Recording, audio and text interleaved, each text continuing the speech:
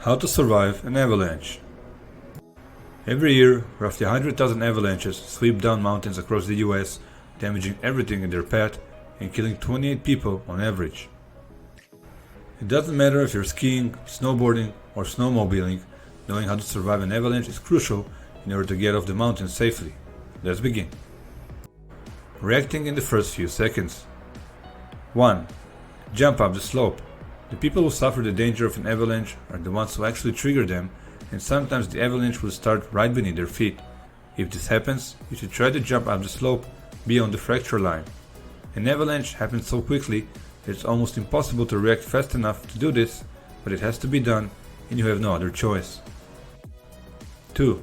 Move to the side of the avalanche. It doesn't matter if the avalanche starts above or beneath you, you may be able to make your way toward the side. Try not to panic and don't hesitate, just move as quickly as possible to the side of the avalanche slope. If the avalanche begins well above you, you may be able to get out of its path before it reaches you.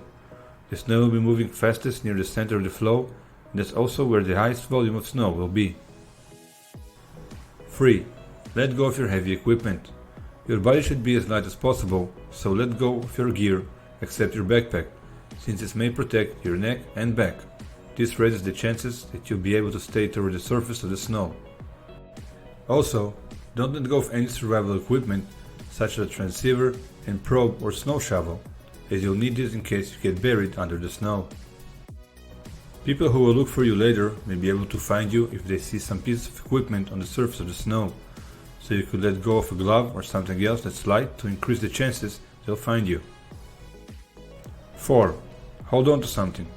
If you're unable to escape the avalanche, look for something to grab and hold on. It can be a boulder or sturdy tree. If it's a small avalanche, or if you're near the edge of the avalanche, you may be able to hold on until the flow of snow passes you. Even if you get ripped away from the object you're holding, if you can succeed in delaying your fall downhill, you have a better chance of not being buried, or at least of not being buried as deeply. Keep in mind that a very powerful avalanche can carry away even large rocks and trees. 5. Start swimming. This is essential to helping you stay near the surface of the snow. The human body is much denser than snow, so you'll tend to sink as you get carried downhill. Try to stay afloat by kicking your feet and stretching your arms in a swimming motion. Swim on your back. This way your face is turned toward the surface, giving you a better chance of getting oxygen more quickly if you get buried. Swim uphill. Swimming up will get you closer to the surface of the snow. Surviving in case you get buried in snow. 1. Hold one arm straight above your head. Point your arm in the direction of the snow surface. This will help you figure out which way is up, since it's easy to get disoriented once you're buried. It may also help rescuers locate you. Spitting out a small amount of your saliva can also help with figuring out which way is up, because the fluid will run down. 2. Dig a pocket around your face. Once the avalanche stops, the snow settles in as heavily as concrete. If you're buried deeper than a foot or so, when it sets, it will be impossible to get out on your own. Your only hope then is to ward off asphyxiation long enough for people to dig you out. Use either your free hand or an avalanche shovel to dig an air pocket near your nose and mouth. When the avalanche slows down, with a small air pocket to breathe from, you should have enough air to last for at least 30 minutes. Take a deep breath before the snow settles. Right before the snow settles, inhale deeply and hold your breath for a few seconds. This causes your chest to expand, which will give you some breathing room when the snow hardens around you. If you don't have this breathing room, you may not even be able to expand your chest to breathe while you're buried.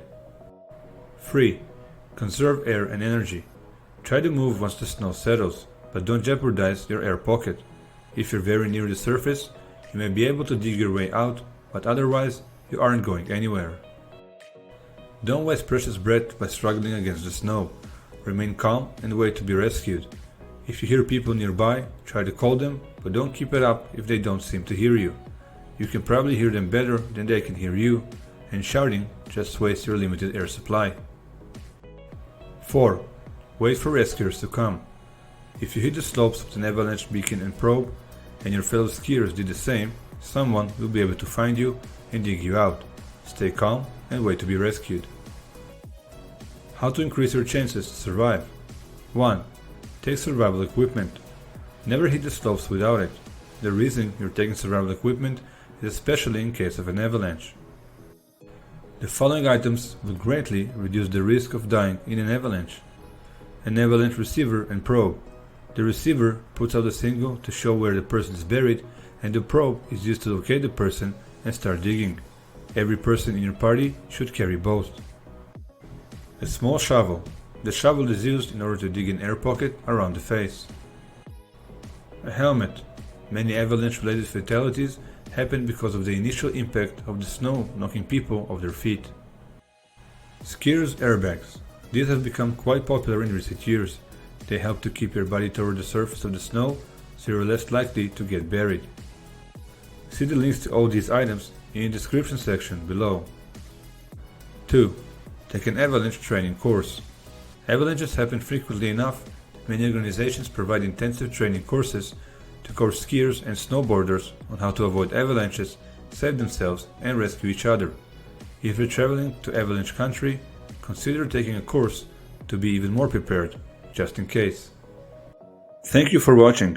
If you enjoyed the video, please like it and subscribe to help and support our channel.